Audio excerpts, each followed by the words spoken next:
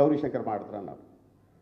నిజంగా ఆ రోజు నేను ఫస్ట్ మాట సార్తో కలిసి ఉన్నటువంటి ఫస్ట్ మాట, తనకున్న గతం కళ్ళను పెరిగించుకొని ఎజర్ అరాఫత్ కళ్ళు పెట్టుకొని జై తెలంగాణ అన్నటువంటి కేసీఆర్ నీ జన్మ ధన్యమైందని చెప్పేసి మాట్లాడాను. కానీ నిజంగా ఆశ్చర్యకరమైన విషయం ఏంటంటే ఎప్పుడు కూడా ఉద్రిక్తతలు రెచ్చగొట్ల. ఆ రోజు ఎందుకో కేసీఆర్ సార్ అన్నారు, మీరు నకరాలు చేస్తే 69 మళ్ళీ వస్తుంది గుర్తుపెట్టుకోండి బిడా అని చెప్పేసి అన్నట్టు మాట అన్నారు. దేశపతి గారు నిజంగా తన యొక్క కంఠంతో తెలంగాణ ఉద్యమానికి ఒక స్వరంగా మారి కేసీఆర్ గారి శరీరంలో ఒక భాగంగా మారినటువంటి దేశపతి గారిని ప్రసంగించవలసింది కోరుతున్నాను.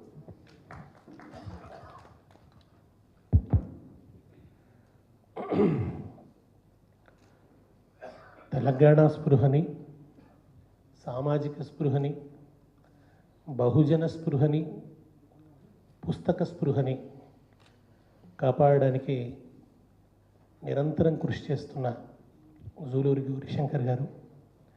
గౌరీశంకర్ గారిని చూస్తే నాకు ఏమనిపిస్తుంది అంటే, ఇన్ని పుస్తకాలు అచ్చు వేస్తున్నాయని చూస్తే ఈయన పుస్తకాలు అచ్చు వేయరేమో, 2 చేతులతో ఇట్లా చప్పట్లు కొడితే ఒక పుస్తకం పడుతుందేమో అనిపిస్తుంది. అంత వేగంగా పుస్తకాలు తెస్తారు ఆయన. తెలంగాణ ఉద్యమం నుంచి అధ్యయనశీలతని, పోరాటశీలాన్ని, అద్భుతమైనటువంటి ఉపన్యాస పటిమని, నాయకత్వ లక్షణాల్ని అందిపుచ్చుకున్న అపురూపమైన నాయకుడు కేటీఆర్ గారు. ఇంకా వేదిక మీదున్న తెలంగాణ చైతన్యానికి, వేదిక ముందున్న తెలంగాణ తేజానికి నమస్కారం. కేసీఆర్ అనే 3 అక్షరాలు కాగితాల మీద చేసిన సంతకం కాదది, కాలం మీద చేసిన సంతకం. కాగితాల మీద చేసిన సంతకాన్ని మలపొచ్చేమో కానీ కాలం మీద చేసిన సంతకాన్ని ఎవరు మలపలేరు. ఆర్పేయడానికి అది దీపకాంతి కాదు, ఒక సూర్యకాంతి. సూర్యకాంతిని ఎవరన్నా ఆర్పాలనుకుంటే అది బాల్య చాపల్యం తప్ప మరొకటి కాదు. చరిత్ర నుదుట దిద్దిన సింధూరం, చరిత్ర నుదుట దిద్దిన విజయ సింధూరం కేసీఆర్. దీక్షా దివస్ నుంచి నవంబర్ 29 నుంచి డిసెంబర్ 9 దాకా ఈ 12 రోజులు 11 రోజులు తెలంగాణ కళపెళ ఉడికింది. ఒక అగ్నిపర్వతం బద్దలై లావా ఎగజిమ్మితే ఎట్లా ఉంటుందో ఈ 11 రోజులు తెలంగాణ అట్లా ఉన్నది. ఒక మహోజ్వల తెలంగాణ, ఒక మహోగ్ర తెలంగాణని ఆ 11 రోజులు దర్శించినాం మనం. ఒక త్యాగపూరితమైన తెలంగాణ. కేసీఆర్ గారి దీక్షకు మద్దతుగా తెలంగాణ తల్లి పాదాల దగ్గర హారతి కర్పూరమై వెలిగిండు శ్రీకాంతాచారి. కనుక ఒక అద్భుతమైనటువంటి ఒక కుదిపేసిన 11 రోజులు. కనుక ఈ 11 రోజులు కూడా మనం తెలంగాణ అస్తిత్వాన్ని, పోరాట చైతన్యాన్ని పునఃస్మరించుకునే 11 రోజులుగా గడుపుకోవాలన్నది నా కోరిక. దీక్షా దివస్ నుంచి విజయ్ దివస్ వరకు ఈ 11 రోజులు ప్రతి సంవత్సరం ఇటువంటి కార్యక్రమాలు జరగాలి. ఈ 11 రోజుల పాటు ఆ పోరాటాన్ని పునశ్చరణ చేసుకునే, ఆ చైతన్యాన్ని తిరిగి పునరావాహన చేసుకునేటువంటి 11 రోజులుగా వీటిని మనం నిర్వహించాల్సినటువంటి అవసరం. నవంబర్ 29 లేకుండా డిసెంబర్ 9 లేదు, డిసెంబర్ 9 లేకుండా 2 జూన్ లేదు. నవంబర్ 29 దీక్షా దివస్ అయితే డిసెంబర్ 9 విజయ దివస్, విజయాన్ని సాధించాం. దీక్షా దివస్, విజయ దివస్ నుంచి వచ్చిందే తెలంగాణ జన్మ దివస్, తెలంగాణ పుట్టినరోజు. దీక్ష సంధించిన రోజు, విజయం సాధించిన రోజు, తెలంగాణ జన్మించిన రోజు. ఈ 3 ఒక క్రమంలో ఉన్నాయి. ఈ చారిత్రక సత్యాన్ని ఎవరు కాదనలేరు. ఇది అతిశయం కాదు, పొగడతలు కావు. ఇది ఒక చారిత్రక సత్యం, మన కళ్ళ ముందు ఆవిష్కరించినటువంటి చరిత్ర. కనుక దీన్ని ఎవరు కాదనలేరు.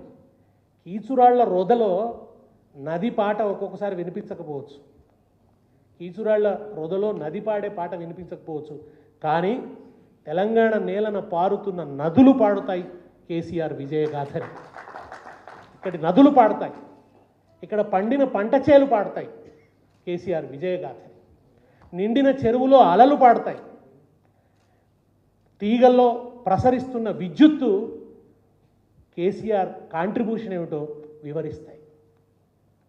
కనుక ఎవరో అర్భకులు బుల్డోజర్ బుల్లోళ్ళు వచ్చి ఏదో మాట్లాడితే మనం ఏమి దాని పెద్ద రెఫరెన్స్గా తీసుకోవాల్సినటువంటి అవసరం కూడా లేదు. ఒక విశ్వాస విధ్వంసం చేసింది కాంగ్రెస్. చరిత్రలో రాజకీయాల మీద ఉండే విశ్వాసాన్ని విధ్వంసం చేసింది. ఆ విశ్వాసానికి తిరిగి అమృత స్పర్శ అయి వచ్చినవాడు కేసీఆర్.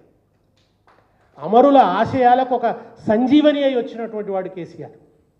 ఏప్రిల్ 27, 2001 అమరుల ఆశయాలు పునర్బలనం పొందిన రోజు, పునరుత్థానమైనటువంటి రోజు. 69లో వాళ్ళు ఒక విస్ఫోటనం చెందాల్సిన బాంబుల్లా నిక్షిప్తమై ఉన్నాయి వాళ్ళ జ్ఞాపకాలు ఈ భూమిలో. అవి తిరిగి మళ్ళీ ఒకసారి కేసీఆర్ ప్రళయగర్జనలో విస్ఫోటనం చెందినాయి. ఒక గొప్ప నమ్మకాన్ని ఇచ్చాడు ఆయన.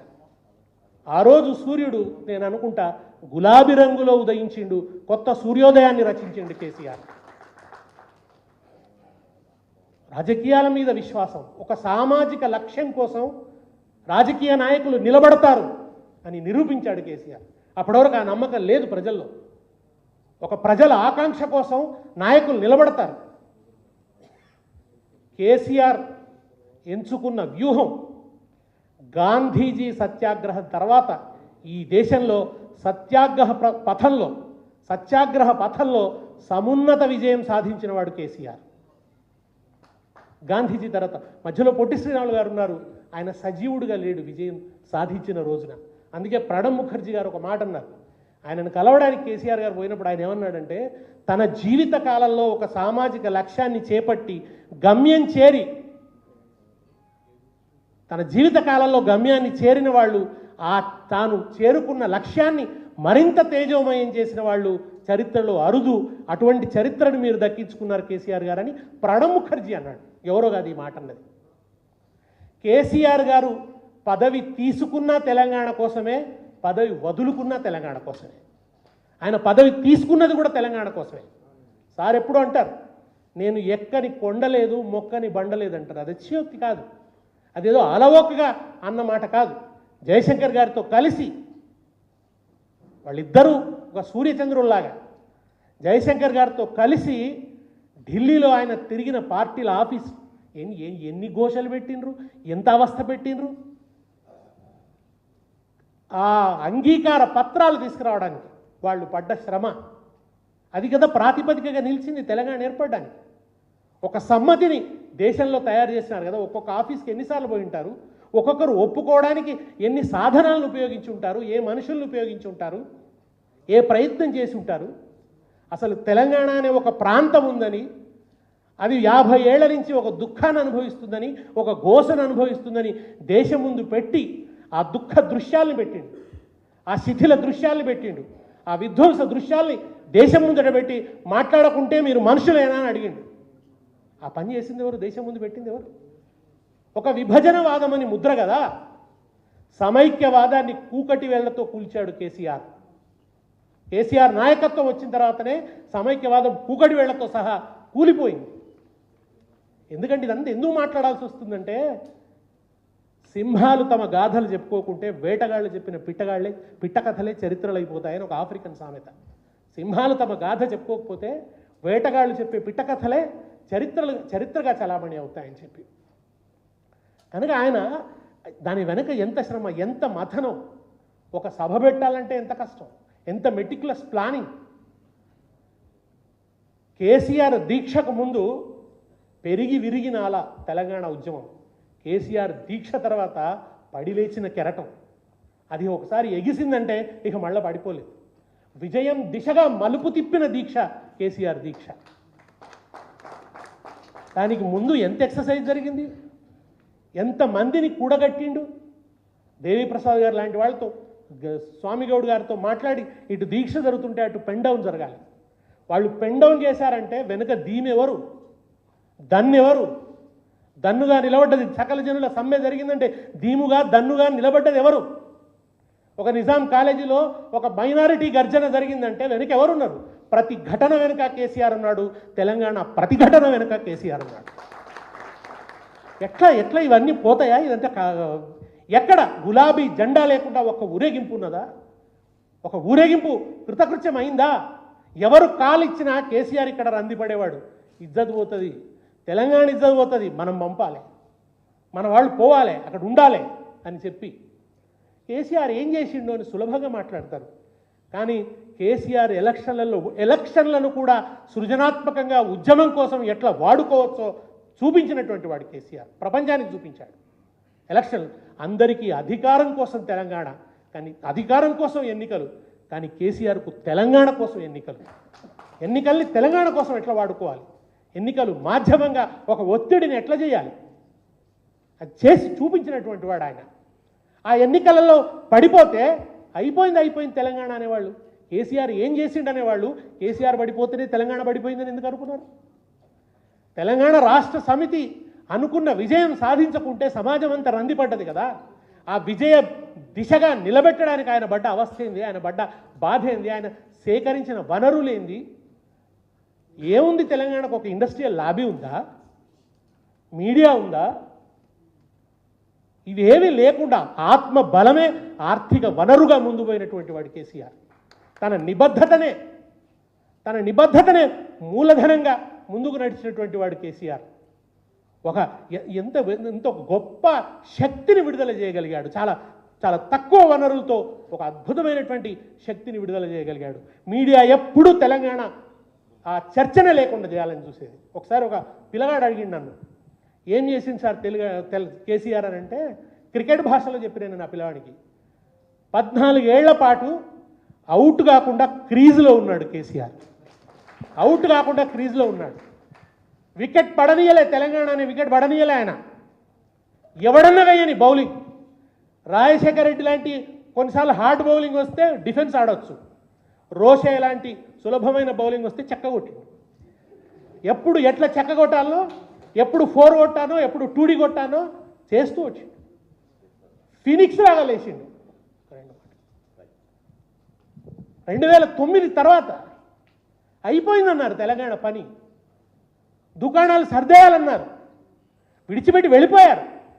కొత్త పార్టీలు పెట్టారు. ఈయనతో కాదన్నారు, ఈయనకి నాయకుడే కాదన్నాడు. ఎట్లా కేసీఆర్ను పడేద్దాం, ఎట్లా మన చేతిలోకి తీసుకున్నా మంచిదే, కానీ తీసుకొని నడిపించగలగాలి కదా. ఒక్క కేసీఆరే అన్ని వేల మైళ్ళ దూరం తెలంగాణ ఉద్యమ ప్రస్థానాన్ని తీసుకుపోగలిండి. ఎట్లా తీసుకుపోగలిగిండు? ఒక వాస్తవిక దృక్పథం ఉంది కనుక తీసుకోగలిగాడు. జస్ట్ ఐడియలిజంలో కొట్టుకపోలే ఆయన, వాస్తవిక దృక్పథంలో పోయిండు. విధ్వంసాలు లేకుండా, నెత్తురు చుక్క రాలకుండా నేషనల్ ఎజెండాకు తీసుకుపోయిండు. ఎవరు ఆయన అన్నారు, మన జార్ఖండ్ ముక్తి మోర్చా శిబు సోరెన్ గారు, తెలంగాణ అని ఎప్పుడు మన్మోహన్ సింగ్ మీద ఒత్తిడి ప్రయోగిస్తుంటే ఆయన అన్నాడట, ఎందుకంత ఒత్తిడి ప్రయోగిస్తావు, ఎప్పటికీ ఇట్లా కిస్తీలు ఎక్కిస్తావేంది తెలంగాణ అని. నువ్వు ఇంత తొందరగా నేషనల్ ఎజెండా మీదకి తీసుకురాగలిగినావు, అది ఎంత ప్రతిభావంతంగా నువ్వు తీసుకురాగలిగినావు, కొంచెం ఓపిక పట్టు అని అన్నాడట. ప్రణబ్ ముఖర్జీ గారు రాసి పెట్టినారు, మీకు ఏం పోర్ట్ఫోలియో కావాలి అని కేసీఆర్ని అడిగితే, నాకు కావాల్సింది పోర్ట్ఫోలియో కాదు, నాకు తెలంగాణ అన్నాడు. ఇదిగో మీకు షిప్పింగ్ పోర్ట్ఫోలియో ఇద్దామనుకున్నాం, కానీ ఇదిగో కరుణానిధి పార్టీ వాళ్ళు అడుగుతున్నారంటే నాకు పోర్ట్ఫోలియోలతో పనే ఉంది అని 6 నెలల పాటు పోర్ట్ఫోలియో లేకుండా ఉన్నాడు. కేంద్ర మంత్రి పదవిని తృణప్రాయంగా వదిలిపెట్టేసి తిరిగి తెలంగాణకు వచ్చినాడు. ఎంపీ పదవిని వదిలిపెట్టినాడు. అన్నారు అయిపోయింది, పడిపోయింది అన్నారు. పడిపోయింది అన్నప్పుడల్లా కేసీఆర్ను అయిపోయింది, ఆయన రెక్కలు విరిచేసినాం, ఆయనను దగ్ధం చేసినామని వాళ్ళు అనుకున్నప్పుడల్లా బూడిద కుప్పల్లోంచి ఫీనిక్స్ పక్షి లేచినట్లు లేచిండు కేసీఆర్. తిరిగి ఎట్లా 2009 తర్వాత కూడా మళ్ళీ అంతే వేగంతో ఉబికి వచ్చిండు కేసీఆర్. దీని వెనుక ఎంత ఘర్షణ ఉంటుంది, ఎంత ఆవేదన ఉంటుంది. ఆ తర్వాత కూడా 10 ఏళ్ల పాటు ఆయన నేను చెప్తూ వచ్చాను, సార్ సాంస్కృతిక విషయాల మీద మనం చాలా లక్ష్యంతో ఉండాలి, చాలా కాన్షియస్గా ఉండాలి అని. కానీ ఆయన ముందు ఓ చారిత్రక కర్తవ్యం ఉంది. అప్పుడప్పుడే తెలంగాణ వచ్చి బోలెడన్ని ఆకాంక్షలు, అనేక ఒత్తిళ్లు ఆయన కరెంటు సమస్యను పరిష్కరించాలి, ఆయన వ్యవసాయ సమస్యల్ని పరిష్కరించాలి. ఒక పెద్ద సవాళ్ళు ఉన్నాయి. ఇవాళ చాలామంది చాలా మాట్లాడవచ్చు. ఒక తుఫానుకు ఎదురొడ్డడం గొప్ప అండి. ఒక సమైక్యవాద సందర్భంలో వాళ్ళు పోతరించిన మృగాల్లాగా ఉన్నప్పుడు తెలంగాణ తల్లిని పెట్టడం గొప్ప. అది తుఫానుకి ఎదురొడ్డడం, బాత్రూంలో షవర్ కింద స్నానం ఎవడన్నా చేస్తాడు. తుఫానుకి ఎదురొడ్డడం కష్టం. ఇవాళ తెలంగాణ తల్లిని పెట్టడం ఉంది అత్యంత సులువు. కానీ ఒక సమైక్యవాదం 1000 పడగల నాగుంబామై నిలబడ్డప్పుడు దానికి అడ్డం నిలబడి బంజారా హిల్స్లో తెలంగాణ తల్లిని ఊరేగింపుగా తీసుకొచ్చి తెలంగాణ భవన్లో అద్భుతంగా ప్రతిష్ఠించిన చూడు రావేళ వెంకటరామారావు పాట మారుమురవుతుండగా కథనాన శత్రువుల కుత్తుకల నవలీల ఉత్తరించిన బలోన్మత్తులేనిల భూమి వీరులకు మొగసాలరా తెలంగాణ ధీరులకు కాణాచిరాని ఆ తెలంగాణ తల్లికి ఒక రూపం ఇచ్చి తీసుకొచ్చి ఇక్కడ ప్రతిష్ఠించాడు కదా. ఒక అద్భుతమైన ఊరేగింపుతో తీసుకొచ్చిండు. ఒక సమ్మక్క సారక్కను తీసుకొచ్చినట్టు తీసుకొచ్చిండు. అక్కడ నిలబెట్టిండు. ఎందుకు కిరీటం పెట్టిండు? ఆమె ఒక దేవత. ఇందిరాగాంధీ హరిద్వార్లో భారత మాత విగ్రహం పెడితే కిరీటంతోనే పెట్టింది. ఇందిరమ్మ రాజ్యం అని చెప్పుకునే మూర్ఖులది తెలుసుకోవాలి. ఆమె కిరీటంతోనే పెట్టింది భారత మాతను. కిరీటం లేకుండా పెట్టలేదు. చేతుల బతుకమ్మ పెట్టిండు. ఇవాళ నేను ఈ రాష్ట్ర ప్రభుత్వాన్ని హెచ్చరిస్తున్నా, తెలంగాణ తల్లి చేతిలోంచి బతుకమ్మను నువ్వు తీసేస్తే తెలంగాణ బతుకును నువ్వు అవమానించిన వాడి అవుతావు, బతుకు లేకుండా పోతావు. జాగ్రత్త. తెలంగాణ తల్లి చేతిలో బతుకమ్మ ఉండాలి, జొన్న కర్ర ఉండాలి. అది తెలంగాణ భౌతిక నైసర్గిక స్వరూపానికి గుర్తు. ఒక చేతిలో జొన్నకర్ర ఉత్తుత్తగానే పెట్టలేదు. ఆ ప్రతీకలన్నీ కూడా దాని వెనుక ఒక మేధోమథనం ఉన్నది. నువ్వు వాళ్ళ జొన్నకర్ర తీసి వరికర్ర పెట్టివనుకో నువ్వు ఆంధ్రమానస పుత్రుడి అవుతావు తప్ప తెలంగాణ పుత్రుడిగా. ఇవన్నీ చేసి ఈ 10 ఏళ్ల పాటు నీ ఎండిన చెరువుల్ని నిండిన చెరువులుగా చేసి ఎడతెగని కరెంటు కోతల నుంచి ఎటు చూసినా వరి కోతలో తెలంగాణ కనబడేటట్టు చేసి నియామకాలంటే 40% నాన్ లోకల్ కోటాను 40% ప్రాంతేతరుల కోటా తీసిపారేసి 95% స్థానికుల కోటా చేసినటువంటి వాడు కేసీఆర్. అది నియామకాలు అంటే నిధులు నీళ్లు నియామకాలంటే నోటిఫికేషన్లే కాదు. 40% నాన్ లోకల్ కోటా ఉంటే 95% స్థానికుల కోటా చేసిన చూడు, అది అసలు అచీవ్మెంట్. అది ఉంటే కదా తెలంగాణ బిడ్డలకు ఉద్యోగం రావడానికి. అది కదా ఉద్యమం నుంచి వచ్చినటువంటి కొనసాగినటువంటి ఒక ఆకాంక్ష. అయితే ఇవాళ నిజంగా కూడా మనం మరింత ఆయనకి ఏంటంటే మొట్టమొదట నేను కడుపు నిండి అన్నం పెట్టాలి అని చూసింది. ఈ ప్రజలకు కడుపు నిండి అన్నం పెట్టాలి. జీవనేచ్ఛను కోల్పోయినరు రైతులు, బతకాలనే ఆశనే కోల్పోయినరు. వాళ్లకు బతుకు మీద నమ్మకం కలిగించాలి అని ఒక ఆత్మవిశ్వాసాన్ని పునరుద్ధరించిండు ఆయన ఈ 10 సంవత్సరాలల్లా. కనుక ఆ సందర్భంలో నిజంగా కూడా సాంస్కృతిక విషయాల మీద పెట్టాల్సినంత దృష్టి ఇంకా పెట్టలేదు. దానివల్ల కొంత విస్మరణకు గురైంది. మన చరిత్ర మనమే విస్మరణకు గురైనట్టు అయింది. దానివల్ల ఇవాళ వచ్చి ఎవరో చాలా పుస్తకాలు కూడా అప్పుడు వచ్చినాయి, ప్రభుత్వం నుంచి వచ్చిన పుస్తకాలు కూడా. సాంస్కృతిక చరిత్ర రాస్తే బాలకిషన్ పేరు లేకుండా రాస్తారా? అట్లా సాంస్కృతిక చరిత్రను రాసినారు. బాలకిషన్ చేసిన కాంట్రిబ్యూషన్ ఎంత చెప్పానో అంత చెప్పకుండా రాసేస్తున్నారు. గోరటెంకైనా కాంట్రిబ్యూషన్ చెప్పకుండా రాసేస్తున్నారు. ఎవరెవరినో కేంద్రం చేసి రాసినారు. విచిత్రం ఏంటంటే ప్రభుత్వ సంస్థల నుంచే ఆ పుస్తకాలు కూడా వచ్చినాయి. ఎందుకంటే కేసీఆర్ నా గురించి నేను చెప్పుకోవాలి, నా చరిత్ర నేను రాసుకోవాలని తహతహ పడ్డవాడు కాదు. అది ప్రపంచం ముందున్న చరిత్ర కదా అనుకున్నాడు. కానీ భవిష్యత్ తరాలకు ఎక్కడి నుంచి బయలుదేరినో తెలియకుంటే ఎక్కడికి పోతారో కూడా తెలియదు కనుక ఎటేటో పోయి కాటగలిసిపోయే అవకాశం ఉంటుంది కనుక డెఫినెట్గా చరిత్రని మనం తిరిగి రికార్డు చేయాలి. అత్యంత సూక్ష్మమైన అంశాలు కూడా ఏమున్నాయో, ఎవరి కాంట్రిబ్యూషన్ ఏమిటో, ఎవరికి ఏ మర్యాద దక్కాలో, ఎవరికి ఏ గౌరవం దక్కాలో ఆ దక్కే విధంగా చరిత్రను పునర్నిర్మాణం చేయాలి. దానికి ఇవాళ కేసీఆర్ గారి మీద రాసిన పుస్తకాలు ఇక్కడ మన గౌరీశంకర్ గారు ఇక్కడ పెట్టి ఆ పుస్తకాలు రాసిన రచయితల్ని ఇక్కడికి పిలిచి ఆ అవసరాన్ని మళ్ళా ఒకసారి బలంగా గుర్తు చేసినందుకు గౌరీశంకర్ గారికి అభినందనలు తెలియజేస్తూ నమస్కారం.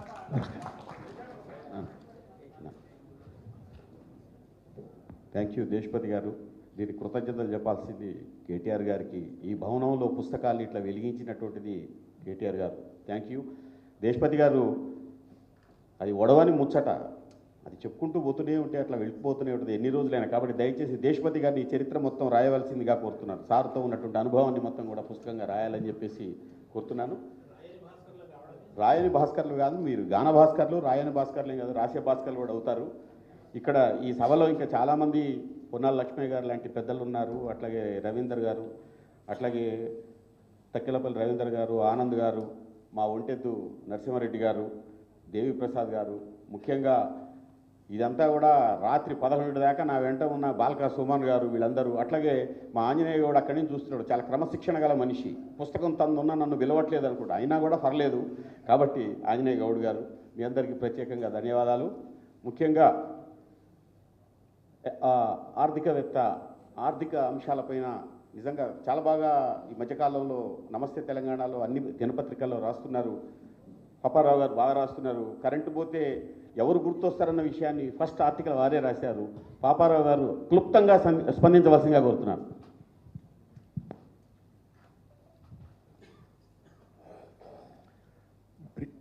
చాలా సూక్ష్మంగానే మాట్లాడతాను. ఒకటి, నాకు అర్థమైనంతలో కేసీఆర్ గారి గురించి, కేసీఆర్ గారి మేజర్ కంట్రిబ్యూషను ఒక పోరాట రూపాన్ని ఇచ్చాడు. కేవలం తెలంగాణకే కాదు, మొత్తం ఎక్కడున్న మానవాళికి ఒక పోరాట రూపం ప్రధానమైంది. ఇక్కడ ప్రధానంగా గమనించాల్సింది ఏంటంటే, తెలంగాణ చరిత్రలో తెలంగాణ సాయుధ పోరాటం నుంచి చాలా రకాలుగా తండ్లాడింది, కొట్లాడింది, పడింది, లేచింది, మళ్ళీ పడింది. కానీ గెలుపు అనేది మొట్టమొదటిసారిగా తెలంగాణ చవి చూచింది 2014లో. తెలంగాణ వచ్చినప్పుడు మొట్టమొదటిసారిగా ఆథెంటిక్గా గెలుపుని చవి చూసింది తెలంగాణ. ఇది ఎందుకంటే తెలంగాణ సాయుధ పోరాట కాలం నుంచి తెలంగాణ ప్రజలు కానీ తెలంగాణ సిస్టమ్ కానీ ఎలా పోరాడాలనే దాని మీద ఒక అవగాహన కోసం తపన పడ్డటువంటి దారి కోసం తపన పడ్డట్టు తీరుంది. నాకు గుర్తు, కేసీఆర్ గారు తన దగ్గరికి వచ్చిన రైతుల కోసం ఆ రోజు అసెంబ్లీ ఎన్నికలకు ముందు తన దగ్గరకు వచ్చిన రైతు నాయకులతో మాట్లాడతాయని చెప్పింది ఏంటంటే, మీరు అధికారం తీసుకోవడానికి, అధికారం కోసం అధికార స్థానాల్లో కూర్చోవడానికి సిగ్గుపడకూడదు, వెనకాడకూడదు. మీకు అధికారం కావాలి, మీరు రోడ్ల మీద పోరాడుతున్నారు, కానీ అధికారం తీసుకోకుండా మీరు పోరాటాన్ని సంపూర్ణం చేయలేరు. కేసీఆర్ గారు చేసింది అదే. పార్లమెంటరీ ఎన్నికలని, రోడ్ల మీద పోరాటాలని కలగలిపి నడిపించిన వాడు కేసీఆర్. అదే కేసీఆర్ సాధించిన విజయాన్ని వెనక ఉన్నటువంటి కీలకం. పార్లమెంటరీ పోరాటాన్ని ఉద్యమాలతో, రోడ్ల మీద ఉద్యమాలతో కలగలపటం, ఈ సూక్ష్మాన్ని గ్రహించడం ప్రధానమైందనేది కేసీఆర్ గారు మేజర్ కంట్రిబ్యూషన్. ఈరోజు ప్రజాస్వామ్యంలో గాంధీ పద్ధతులన్నీ విఫలమైనవి అందరు అనుకుంటున్న కాలంలో, అందరి లెక్క ఎక్కడికి వచ్చిందంటే ఇక గాంధీ పద్ధతులు ఫెయిల్ అవుతాయి ఈ దేశంలో, అవి నడవు అనుకున్న కాలంలో పార్లమెంటరీ పంధాన్ని ప్రజా ఉద్యమాలతో కలపడం ఎలాగో నేర్పిన వాడు కేసీఆర్ ఫస్ట్ టైం. ఆ తర్వాత మళ్ళీ ఇదొక రెవల్యూషన్, గాంధీయన్ రెవల్యూషన్ తర్వాత. కాబట్టి తర్వాత ఇంకోటి ఏంటంటే, నాకు అర్థమైనంతలో ఇక్కడ మనం ఇన్ని పుస్తకాలు పెట్టుకుంటున్నాం, తెలంగాణ భవన్లో ఒక లైబ్రరీ గురించి ఆలోచిస్తున్నాం. అసలు దీనికి ముందే ఎన్నికల ముందు కాలంలో ఎక్సలెన్స్ సెంటర్ అనేది ఒకటి తెలంగాణలో రావాలనేది ప్లాన్ చేశారు. దాని మీద ఏదో కోర్టు కేసు వచ్చేది ఆగిపోయింది. కానీ అది బ్రహ్మాండమైనటువంటి ప్రణాళిక. తెలంగాణ ఎక్సలెన్స్ సెంటర్ వస్తే ప్రపంచం మొత్తానికి కూడా, ప్రపంచంలో ఒక పెద్ద విజ్ఞాన భాండాగారంగా అది ప్రపంచానికి ఒక దిక్సూచిగా కూడా ఉండే అవకాశం ఉండేది. అది ఆగింది అక్కడ. తర్వాత నేను అనేది ఏంటంటే, ఇక్కడే కాదు తెలంగాణలో ఇక్కడ వరకే పరిమితం అయ్యేటట్లయితే వచ్చిన ప్రాబ్లం ఏంటంటే, మొన్న ఎన్నికల్లో జరిగిన పరాజయం వెనుకున్న కారణం ఏంటంటే, ప్రజలు కేసీఆర్ గారిని అందుకోలేకపోవడం అనేది ఒకటి కారణం. కాబట్టి ఏంటంటే, ప్రజల్లోకి మరింతగా చొరబడాలంటే, మరింతగా చొచ్చుకుపోవాలంటే హైదరాబాద్ లాంటి నగరాల్లోనో లేకపోతే ఒక టీఆర్ఎస్ ఆఫీస్లో మాత్రమే ఈ లైబ్రరీలో ఉంటాయి కాదు, ప్రతి వాడలో, ప్రతి బస్తీలో, ప్రతి ఊళ్ళో చిన్న రూమ్ అయినా సరే, టీఆర్ఎస్ ఆఫీస్లో కానీ ఎక్కడైనా సరే ఒక చిన్న రూమ్ అయినా పేపర్లు ఉండాలి. అక్కడ చిన్న చిన్న పుస్తకాలు, కంట్రిబ్యూషన్స్ చాలామంది ఇస్తారు. ఉంటే గనక తెలంగాణలో ఒక సాంస్కృతిక గ్రంథాలయోద్యమం మళ్ళీ ఒకసారి జరిగితే అది శాశ్వతంగా, అందుకని అంటారు eternal vigilance is the guarantee of a democracy అని. ప్రజాస్వామ్యం చిరకాలం శాశ్వతంగా మనగలగాలంటే, ప్రజల అభీష్టం శాశ్వతంగా అదే పైచేయిగా ఉండాలంటే దానికి నిరంతర అప్రమత్తత ఉండాలి. నిరంతర అప్రమత్తత ఉండాలంటే అవగాహన ఉన్నటువంటి ప్రజలు ఉండాలి. కాబట్టి ఈరోజు గ్రంథాలయోద్యమాన్ని కిందకి మారుమూలకు తీసుకెళ్ళగలిగే శక్తి టీఆర్ఎస్ పార్టీ. టీఆర్ఎస్ తెలంగాణ ప్రతి మారుమూల టీఆర్ఎస్ బలం ఉంది. కాబట్టి దీన్ని మారుమూలకు తీసుకెళ్లడంలో టీఆర్ఎస్ బలము పెరుగుద్ది. ప్రజలు చైతన్యవంతులైన కొద్దీ తెలంగాణకు అది గ్యారంటీ. మళ్ళీ ఎదురు దెబ్బలు తగలవు దీనికి. అది నికరంగా, స్థిరంగా ముందుకు సాగుద్దనే దాని గ్యారంటీ ఏంటంటే ప్రజల్ని చైతన్యవంతులు చేయటం. ఈరోజు ముఖ్యంగా యూత్లో ఉన్న ప్రాబ్లం ఏంటంటే మొబైల్ ఫోన్కి పరిమితం అవుతున్నారు. మొబైల్ ఫోన్లోనే తలపెట్టుకుని జీవించేస్తున్నారు. కాబట్టి ఇట్లాంటి యూత్ని మీరు కాలనీలో, బస్తీలో కనుక ఒక రూమ్లో చిన్న లైబ్రరీ లాంటి పెట్టగలిగితే, అడపాదడప ఎప్పుడైనా సరే వచ్చి చూడటం అలవాటైతే కనుక అదొక కేంద్రంగా, సెంటర్గా, ఒక కమ్యూనిటీ సెంటర్గా దాన్ని మార్చగలిగితే ముందు కాలంలో తెలంగాణకు అదే గ్యారంటీ అనేది, ఎటర్నల్ విజిలెన్స్ అనేది ఆ గ్రంథాలయాల నుంచే తెలంగాణకు ఒక భరోసా ఇస్తుందని అనుకుంటున్నాను. Thank you sir. Thank you Paparao గారు. Thank you very much.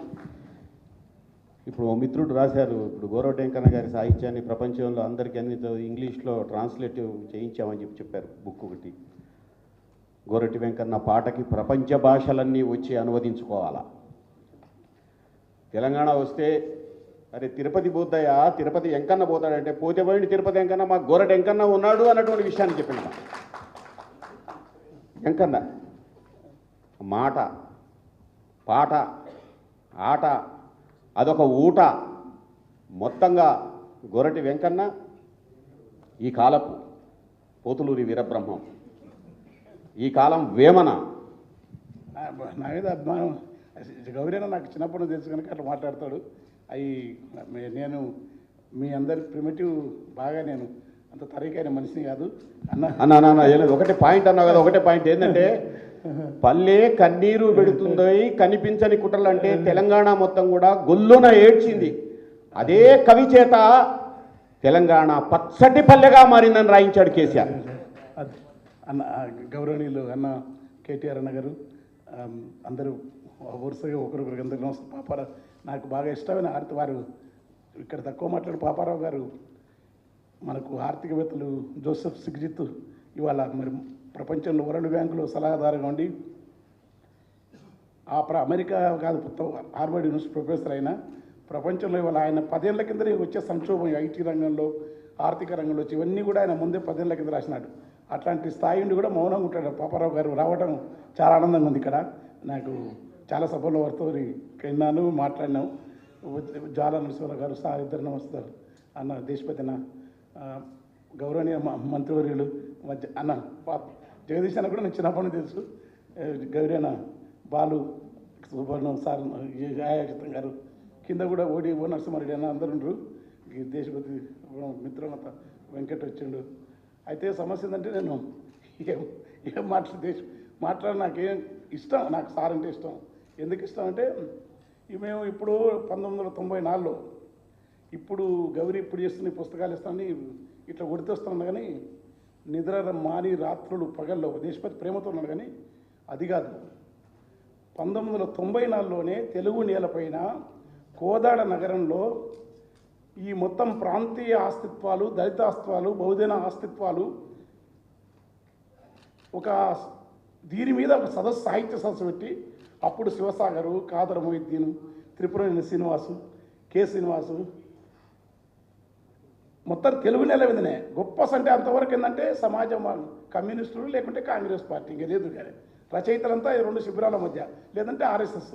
ఈ దీన్ని బ్రేక్ చేసి ఆస్తిత్వాల మీద మొట్టమొదట మాట్లాడించిన వాడు జూలూరి గౌరీశంకర్.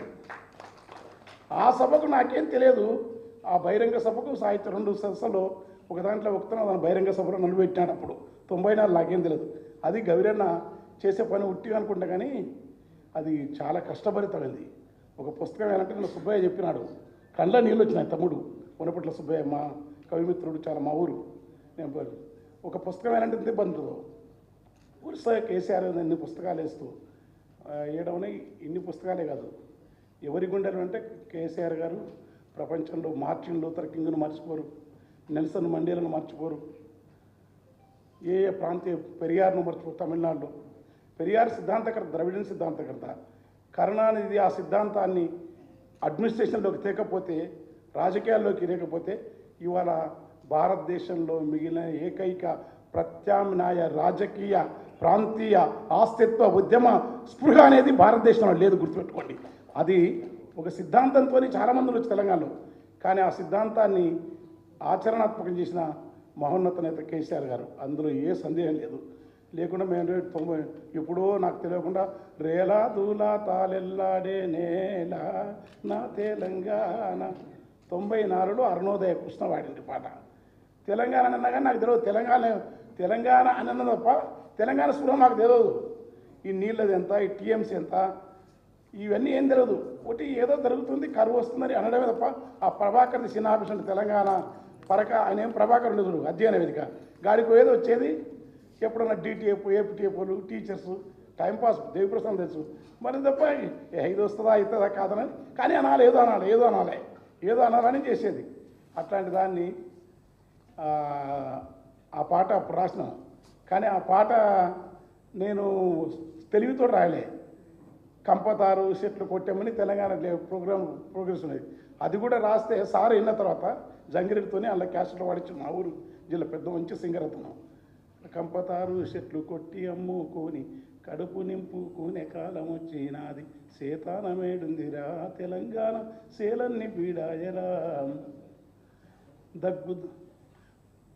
ఒయ్యారి బామొచ్చి ఒరి మల్లె మొలిసింది లొట్ట పీసు మొత్తం వాడలేకపోతే నేను తక్కువ టైమ్స్ ఉన్నా లొట్ట పీసు చెట్లు గెట్టున పెరిగినాయి తరిపొలము దగ్గింది పెరికలమ మిగిలింది సెలకంత మొరమయ్యి గొలుకు గొలుకు అయ్యింది కలమంద జమ్ముళ్ళు రా పాలామూరు కరువుకు గుర్తాయరా గుక్కిచ్చి బోరు దుంకుతుంటే ఒక్కటన్నా మడి సిక్కగా దడవదు వంకాయ తోటేసి నొట్టి పోయిందిరా మిరప నాటుకుంటే ఉరిపోయినాదిరా నాసుపచ్చని బావులా తెలంగాణ నా పరాళ్ళు తేలేరా దగ్గు దమ్ము టీబీ కక్కుడా బేదులతో 30 ఏళ్ళక ఈడ ముసలితనం వస్తుంది నెలకు 3కు పైగా పీనిగలు లేవంగా పల్లె చుట్టూ పాడే కట్టెలు బూడిదాయే ఇల్లిల్లు శోకాలతో తెలంగాణ తెల్లారిపోతుందిరా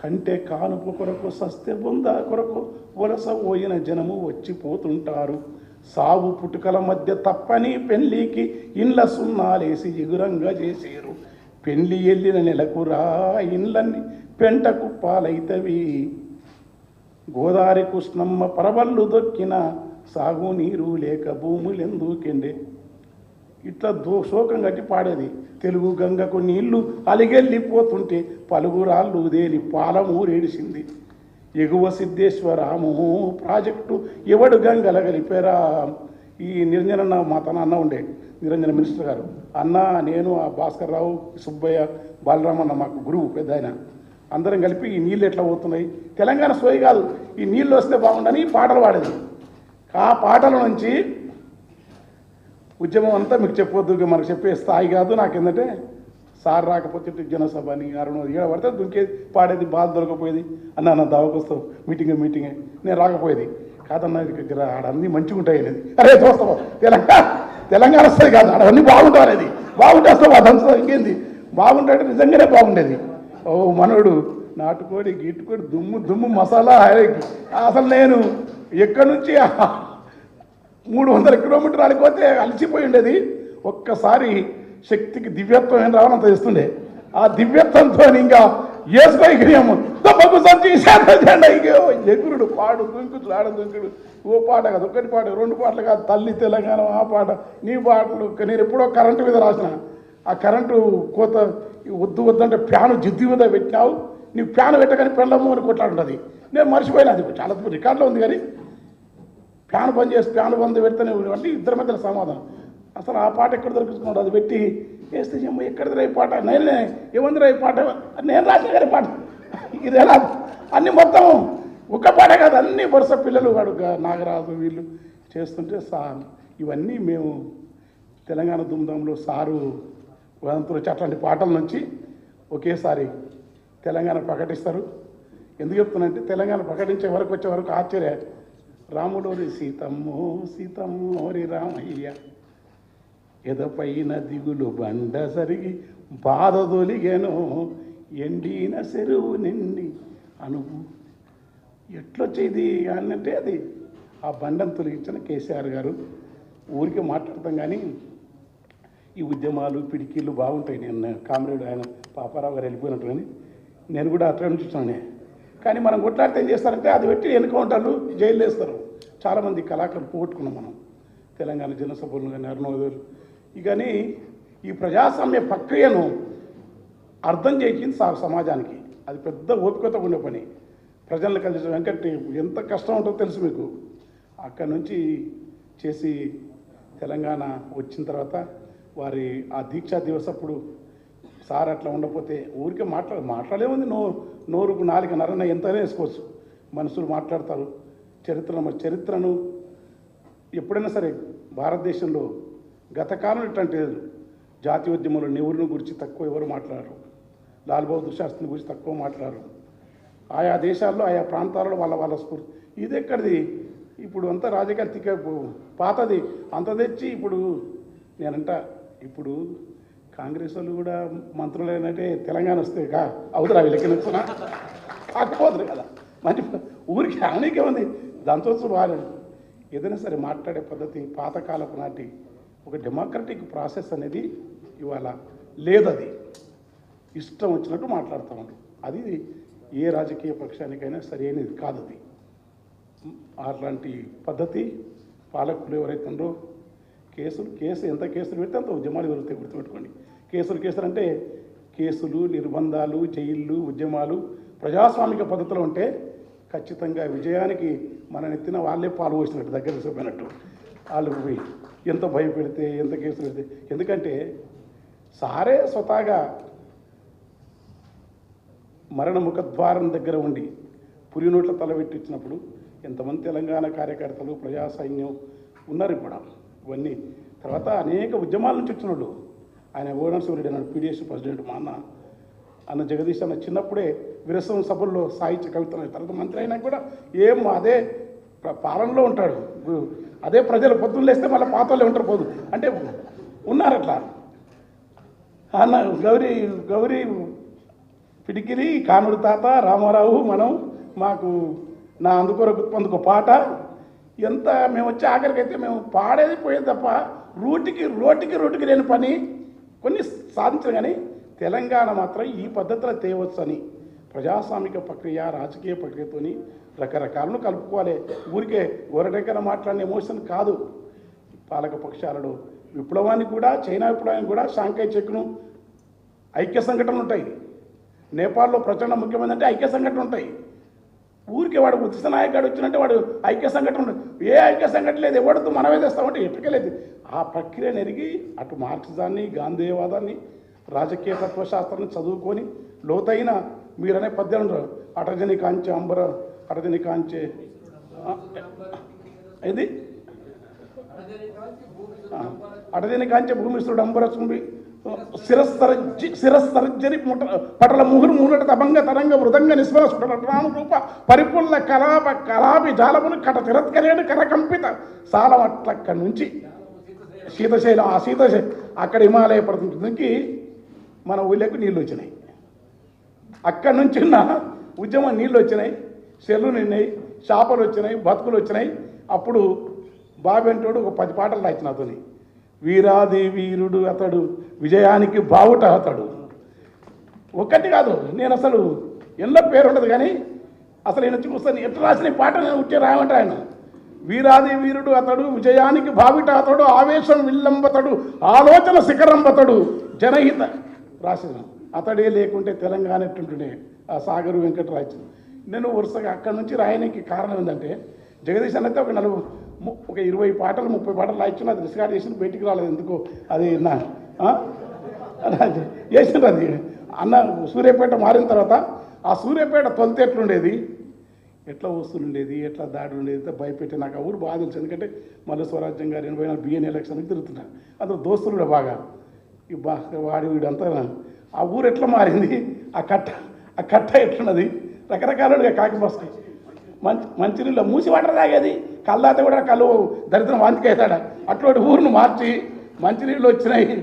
అది ఏది కట్ట మీద శ్మశానం, రాజమండ్రిలో ఎక్కడో సన్నిధానం ఉంటుంది, శ్మశానం అట్లాంటివి చేసి ఒక్కొక్క ఊర్లో సూర్యాపేట కాదు, సిద్దిపేట అయితే ఇప్పుడు ప్రతి ఊరు సిద్ధిస్తారు. ఇన్ని మారినాక ఏమైందంటే ఇవో రాజకీయాలు నాకు తెలియదు కానీ లోపల మనకే ఓనుకొని పోటీతోని కొంచెం పోయినాయి. అవి ఏం కాదు. మళ్ళా ఇది మనకు పెద్ద గుణపాఠం. పడిపోవడం అనేది చాలా వరం, గుర్తుపెట్టుకోండి. ఓటమి కాదు మనకి, ఇది కంపల్సరీ గొప్ప ప్రజల్లోకి వెళ్ళిపోతారు. ఉద్యమాలు చేసిన పడింది. మేమంతా ఏదైతే కవిత్వంలో, సాహిత్యంలో, ఊహల్లో ఉంటామో దాన్ని ఆచరణాత్మకం చేస్తున్న టీఆర్ఎస్ కార్యకర్తలు, దానికి నాయకత్వం వస్తున్న కేసీఆర్ అన్న, హరీష్ అన్న, కేసీఆర్ గారు, ఇప్పుడు మా సాహిత్య రంగానికి పెద్ద అయిన మన గౌరీశంకర్, అది అన్న జగదీష్ అన్న, మా నిరంజన్ అన్న, అందరూ మీరు పనిచేయండి. భరతన్న ఎక్కడ కనపడతలేడు, మేము ఎంట ఉంటాం. ఈ పుస్తకాలు సారు పెడుతూ ఎన్ని రాసినా తక్కువనే. అన్నమాచార్య 30,000 సంకీర్తనలు రాసింది కదా వెంకటేశ్వర. తెలంగాణ మీరన్నా అనకున్నా రేపు వీళ్ళే లోపల అన్నం తింటున్న ప్రతి ముద్ద మీద కేసీఆర్ సంతకం ఉంటుంది. ఎందుకంటే మేమేసేది భూమి మా ఊరు భూములు, గౌరారం భూములు అంటే మా ఊళ్ళో ఫేమస్ భూములు. ఆ దినంలోనే ఇప్పుడు భూమి వచ్చింది కాదు. మా ఊళ్ళో భూమి దొరకాలంటే వరద వెంకట తెలకపల్లి వెళ్ళే రిపోర్టర్ ఉండే తమ్ముడు అడిగి ఇంతుండే. భూమి గౌరవం దొరకాలంటే కష్టం అప్పుడు ఆ దినంలో. అటువంటి భూములు అట్లా పంటమంతా ఈ జడ్చల్ల మార్కెట్లో మా ఊరి పల్లె అంటే ఫేమస్. ఎవడు అర్ధెకర సాగుండేది, నీళ్ళు ఉంటే. కానీ ఎండిపోయి కరువై ఘోరాతి ఘోరంగా ఉండే. అలాంటిది ఇప్పుడు మళ్ళా నీళ్ళు వస్తే గౌరవం లేవనంటే ఇప్పుడు కాదు మన మొత్తం ఇండ్లు ఏమొస్తున్నాయి, ఏం చేయాలి ఎక్కడ నీళ్ళు ఎండిపోయిన భూములకు ఇండ్లు లేకం వచ్చేటంత నీళ్ళు వచ్చినాయి, ఊహించనంత నీళ్ళు. అట్లా నీళ్లు గొర్రెల పత్రిక ఎవరికి తక్కువైంది, గొర్రెలు గుర్లిచ్చులు చేపలు బైకు బాగా నాకు అనిపిస్తుంది బాగా తీసుకున్నాక జీవనం మందికి. ఇప్పుడు ఎందుకంటే కొంచెం తక్కువ ఇస్తే మంచిగా ఇప్పుడు అంటారు ఇప్పుడు ఎండుతుంది కదా అబ్బాయి బాగుంది అరే బైకు అది ఇది కలకల నేను ఊరికొతే ఎవ్వరు చూడు నమ్ముతున్నాము పని అంటే ఎట్లా చెప్తే ఏమంటే అమ్మో వీళ్ళేదో టీఆర్ఎస్ లేకున్నా ఈ ఎమ్మెల్సీ లేకున్నా నేను ఉన్నట్లే మాట్లాడతా వీళ్ళు. అది జరిగింది, చరిత్రను చూడండి, మీరు చూస్తే మీరు కూడా వేయండి, మిమ్మల్ని ప్రజలు మెచ్చుకుంటాం. అది చేయకుండా ఉన్నదాన్ని పాడు చేస్తాం, కొట్లాడతాం, భయపెడతాం. ఈ భయాలు గీయాలన్నీ చాలా అల్పమైన విషయాలు మానవ సమాజంలో. ప్రజలను, చరిత్రను, ఉద్యమ వారసత్వాన్ని గొప్ప మేధావి సారు చదువుకు ఆయన కూర్చుని దేశపతి గారు టీరీ పడక నేను లేకుంటే నేనేమో దంచం అంటే మళ్ళీ చరివిత చరణం అయితే కానీ సార్ చదువుకున్నాడు, చాలా స్పష్టత ఉంటుంది సార్కు ఊరికి. ఎందుకంటే బాలకృష్ణ నాకు పిల్లగాడు మా బాలమల్లేశ్ అన్న చెప్తారు, గాదరి బాలమల్లేశన సార్ చెప్పినప్పుడు అట్టర్లు ఏడ్చినాం మేము. అంటే ఆయన చిన్న ఉద్యమ తెలంగాణ ఎమ్మెల్యే ఉన్నప్పుడు కూడా ఒక్కోసారి ఈ జేబులు ఎన్ని ఉంటే అన్ని పైసలు అందరికి ఇస్తుంటే మళ్ళీ తర్వాత లేకు ఇవాళ ఉండాలంటే తర్వాత ఎవరు పెళ్ళి ఆగిందట ఒక దగ్గర. అంటే చరిత్రలో ఎందుకు రికార్డు అంటే కేసీఆర్ గారిది పెళ్ళి ఆగింది. వచ్చి ఒక ఎమ్మెల్యేతో ఎవరైనా కలుస్తారా, ఎమ్మెల్యేలు అంటే కలుస్తారు కానీ నా పెళ్ళి అయిపోయింది ఇట్లా అంటే ఏం కావాలంటే సైకిల్, అరే పోయి సైకిల్ తీసుకొచ్చి ఆ దినంలో అప్పుడప్పుడు సైకిల్ తెప్పించి పెళ్లి లగ్నంలో పెళ్ళి అయింది, అక్షతలు అయిపోయినాయి దళిత జ్యోతి పథకాలు. అంటే తెలంగాణ ఉద్యమం ముఖ్యమంత్రి అయిన తర్వాత జయశంకర్ సార్ ఆయన ఇన్స్పిరేషన్తో మధ్యలో ఉద్యమాలు వచ్చినాయి. కానీ వెంకన్న చెప్పిన పద్ధతుల్లో ఇవాళ ఉన్న సామాజిక పరిస్థితులలో, ఇవాళ ఉన్న రాజ్యాంగ పరిమితుల్లో ఏ మార్గంలో పోతే తెలంగాణ వస్తుందో, వివిధ పాయలుగా విడిపోయిన తెలంగాణ ఉద్యమాన్ని ఒకచోటి తీసుకొచ్చి వివిధ రకాల వ్యతిరేక భావాలున్న, అంతకుముందు మనుషులు ఎదురుపడితేనే ఊరుకోరు కొట్టుకున్న చరిత్రలున్న వాళ్ళందరినీ కూడా ఐక్యం చేసి ఇగో ఈ పద్ధతిలోనైతేనే తెలంగాణ వస్తుంది అని చెప్పించి వాళ్ళందరినీ ఒప్పించి తెలంగాణ రాష్ట్రాన్ని సాధించిన విషయంలో ఒకటి కాదు, 100 కాదు, 1000 పుస్తకాలు రావాల్సిన అవసరం ఉంది, 1000 పాటల రూపంలో రావాల్సిన అవసరం ఉంది, కథల రూపంలో రావాల్సిన అవసరం ఉంది. ప్రతి సంవత్సరం ఒక చరిత్ర. ఉద్యమాన్ని పక్కదారి పట్టించడానికి శత్రువులు చేసిన ప్రయత్నం, అంతర్గత శత్రువుల తోడ్పాటు, ఇంటి దొంగల మోసాలు, కుట్రలు, అన్నిటి నుంచి ప్రతిదానికి ఒక చరిత్ర, ప్రతిదానికి ఒక పుస్తకమే. ఒక మాటలు చెప్పాలంటే 14 సంవత్సరాల కేసీఆర్ పోరాటం ప్రతిరోజు ఒక పుస్తకమే, ప్రతిరోజు ఒక చరిత్ర. వాస్తవానికి మనందరి దృష్టిలో జూన్ 2 కావచ్చు తెలంగాణ ఏర్పాటు, కానీ కేసీఆర్ దృష్టిలో డిసెంబర్ 9 తెలంగాణ రాష్ట్రం ఏర్పాటు జరిగిపోయింది. ఇక్కడ తెల్లవారి నుంచి కొద్దిగా బాగా బయటకు వచ్చిన మరుక్షణం నుంచి ఎవరు వచ్చినా, ఇక్కడికి వచ్చిన మిత్రులు కావచ్చు, ఇక్కడ లేని వాళ్ళు కావచ్చు, తెలంగాణ రాష్ట్రం వచ్చినాక ఏమేం చేయాలి, కరెంట్ ఎట్లా తీయాలి, నీళ్ళు ఎట్లా తెవ్వాలి, ఏ నీళ్ళు ఎక్కడికి ఎట్లా పంపాలి, పాలమూరు వలసలను ఎట్లా తిరిగి తెచ్చుకుంటూ చేయాలి, నల్లగొండ ఫ్లోరిన్ సమస్యకు పరిష్కారం ఎట్లా చేయాలి,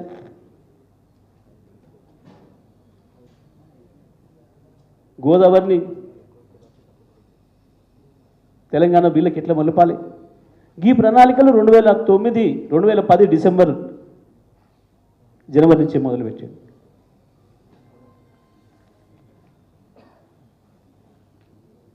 చాలామంది బయటకు వచ్చి అనేది మాతో ఏందన్నా సారు ఏదో పిల్ల పుట్ట ముందే కూలగుట్టినట్టు చేస్తున్నాడు, అది ఇంకేదో సామెత ఉంటుంది, లేదు సూ లేదు కొడుకు పేరు సోమలింగం ఏమన్నట్టు ఇట్లా చెప్తుండే ఏందే సారు. చాలామంది మాతో అనిపోయేవాళ్ళు. ఆయనకు ఆ విశ్వాసం ఉంది, అయిపోయింది. ఒకసారి పార్లమెంట్లో ప్రకటన వెలువడిన తర్వాత ఏ పరిస్థితుల్లో కూడా దాన్ని వదిలేయడానికి లేదు, ఏదో రోజు దాన్ని బయటికి తీసుకురావాల్సిందే వాళ్ళు, అయిపోయిందనమాట. అంతకుముందు దేశపతి గారు చెప్పినట్టు అందుకే దేనికి ఆదాయానికి ప్రత్యేకతలు ఉన్నాయి. నవంబర్ 29 కావచ్చు, డిసెంబర్ 9 కావచ్చు, జూన్ 2 కావచ్చు. వాస్తవానికి జూన్ 2 కంటే కూడా అత్యంత ప్రాధాన్యత కలిగిన రోజులు తప్పకుండా నవంబర్ 29, డిసెంబర్ 9 అవుతుంది తెలంగాణ చరిత్రలో. సో కాబట్టి ఇవాళనైనా ఈ ప్రయత్నం మొదలై తప్పకుండా మన నాయకుడి గురించి మనం గర్వంగా చెప్పుకోవాల్సిన అవసరం, ఆ చరిత్రను రాసుకోవాల్సిన అవసరం, దాన్ని నిక్షిప్తం చేసుకోవాల్సిన బాధ్యత మనందరిపైన ఉంది. దానికి సంబంధించి బీఆర్ఎస్ పార్టీ కార్యనిర్వాహక అధ్యక్షులుగా కేటీఆర్ గారి పైన మరింత బాధ్యత ఉందని విషయాన్ని గుర్తు చేస్తూ ఈరోజు ఈ కార్యక్రమాన్ని ఏర్పాటు చేయడంలో కీలక పాత్ర పోషించి ఒక మంచి కార్యక్రమానికి పునాది వేసిన మిత్రుడు గౌరీశంకర్కి, దానికి రేయింబగళ్ళు ఈ 3-4 రోజులుగా కష్టపడి సహకరించిన సుమన్, ఆంజనేయులు, దాంట్లో భాగస్వామ్యులైన మిత్రులందరికీ కూడా ప్రత్యేకించి ధన్యవాదాలు తెలియజేస్తూ సెలవు. జై తెలంగాణ. జగదీష్ అన్న మాట్లాడిన దాన్ని విశ్లేషించడం నా స్థాయికి తగదు. ఎందుకంటే సారు దుఃఖం, కన్నీళ్ళు, బాధ, ఆనందం, ఆక్రోశం, ఉగ్రరూపం అన్నింటినీ చూసినటువంటి ప్రత్యక్ష సాక్షి జగదీశ్వర్ రెడ్డి గారు. చాలా వరకు నాయకులు ఇక్కడికి భవన్కి వస్తుంటే ఇది ఒక రాజకీయ పార్టీ భవన్కి వచ్చినట్టు మాత్రం అయితే ఫీల్ కావట్లేదు. మేమైతే మాకు తెలిసినంతవరకు ఈరోజు ఇక్కడ వచ్చిన కవులు, రచయితలు అందరూ కూడా కారణం ఏంటంటే ఇది తెలంగాణ అస్తిత్వం దగ్గరికి మేము వచ్చామని అనుకుంటున్నాం తప్ప రాజకీయ పార్టీలతో మాకు సంబంధం లేదు. కాబట్టి ఈ తెలంగాణ అస్తిత్వ జెండాని ముందుకు తీసుకుపోవడానికి ముఖ్యంగా కేటీఆర్ అంటే ఐటీఆర్ అన్నటువంటి పరిస్థితి. హైదరాబాద్లో పోయి అక్కడి నుంచి ఎక్కుతుంటే ఇందిరా పార్క్ దగ్గర పోయేసరికి నాయన్ నరసింహారెడ్డి ఐరన్ బ్రిడ్జి ఎక్కిపోతుంటే మొత్తంగా హైదరాబాద్ నగరాన్ని సుందరంగా మార్చినటువంటి తీరు దగ్గర నుంచి కేటీఆర్ అని మాట్లాడితే నాకే కొంచెం ఈ ఐటీలో లేకపోతే ఈ సోషల్ మీడియాలో కొంచెం ప్రవేశం తక్కువ. తిరుపతిలో మా వేణుగోపాల్ రెడ్డి ఉన్నాడు, వాడు మిత్రుడు, వాడు పంపిస్తాడు, వెంబడి టక్కన పంపిస్తుంది నాకు. అత్యంత అద్భుతంగా మాట్లాడడం. నేను ఒకసారి దేశపెద్దని అడిగిన, ఏందన్నా ఇంత ధారాళంగా మాట్లాడడం ఎట్లా వచ్చింది ఇక్కడి నుంచి? పెద్దసారంటే భాష మీద పట్టున్నది ఎట్లా వచ్చిందని చెప్పి అడిగితే మీరు గట్టి గదిలించండి, త్రిపురనేని శ్రీనివాస్ రాసిన కవిత్వాన్ని కూడా అత్యంత అద్భుతంగా నోటికి ధారాళంగా చెప్పగలరు కేటీఆర్ గారు అని చెప్పన్నారు. నాకు చాలా సంతోషం అనిపించింది. ఆ ధార అందరికీ రాదు. చాలా గొప్పగా ఒక విషయాన్ని విశ్లేషించడం, నేను పొగట్టడానికి ఇష్టం ఉండదు కూడా నాకు తెలుసు.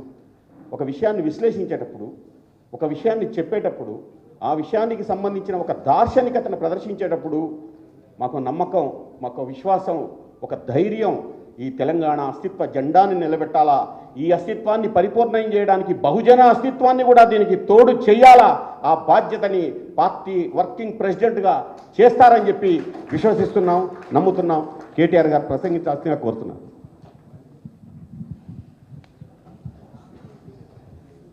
జై తెలంగాణ. గౌరవనీయులు పెద్దలు సభాధ్యక్షులు అన్న జూలూరి గౌరీశంకర్ గారికి, పెద్దలు అన్న సూర్యాపేట శాసనసభ్యులు జగదీష్ రెడ్డి గారికి, గాయకులు, కవి సోదరులు ఎమ్మెల్సీ గారు దేశపతి శ్రీనివాస్ గారు, అన్నగారు, పెద్దలు, తన అరుదైన గాత్రంతో అందరిని ఉర్రు తొలగించే మా ఎమ్మెల్సీ అన్న గోరెటి వెంకన్న గారు, తెలంగాణ ధూమ్ధామ్ వ్యవస్థాపకులు, మాజీ శాసనసభ్యులు, పెద్దలు గౌరవనీయులు రసమై బాలకృష్ణ అన్న గారు, గౌరవనీయులు పెద్దలు వనం జ్వాల నరసింహారావు గారు, పెద్దలు ప్రొఫెసర్ మల్లేశం గారు, శాతవాహన యూనివర్సిటీ మాజీ వైస్ ఛాన్సలర్ గారికి, గౌరవనీయులైన పెద్దలు సోదరులు మన సుబ్బయ్య గారికి, అదేవిధంగా గౌరవనీయులు పెద్దలు విద్యుత్ రంగ నిపుణులు నిష్ణాతులు, మరి ఈరోజు తన పుస్తకాన్ని కూడా ఇక్కడ పవర్ఫుల్ తెలంగాణ పేరిట ఇక్కడ ప్రదర్శించడమే కాదు కొన్ని విలువైన సూచనలు కూడా చేసిన గౌరవనీయులైన తులజారాం గారికి, గౌరవనీయులు పెద్దలు తెలంగాణ గ్రంథాలయ సంస్థ మాజీ అధ్యక్షులు అన్న ప్రొఫెసర్ ఆయాచితం శ్రీధర్ గారికి, గౌరవనీయులు పెద్దలు ఆర్థిక రంగ నిపుణులు, ఇప్పటిదాకా సంక్షిప్తంగా చెప్పిన గ్రామ గ్రామానికి ఈ భావజాల వ్యాప్తి జరగాలని కోరుకున్న పెద్దలు పాపారావు గారు, కేసీఆర్ గారి బ్యాచ్మేటు, సిద్దిపేటలో జర్నలిజంలో తన మరి వృత్తిపరంగా తన జీవితాన్ని ప్రారంభించి తర్వాత ఇప్పుడు ఒక రచయితగా ఒక నవలిస్ట్గా రూపాంతరం చెందిన పెద్దలు మా చిరకాల పెద్దలు మిత్రులు అనలేను నేను, నాకంటే చాలా పెద్దవారు, అంకుల్ అండి అలవాటు అంజయ్ అంకుల్కి, వేదిక ముందున్న చాలామంది పెద్దలందరికీ, పత్రికా మిత్రులకి అందరికీ పేరు పేరున నమస్కారం.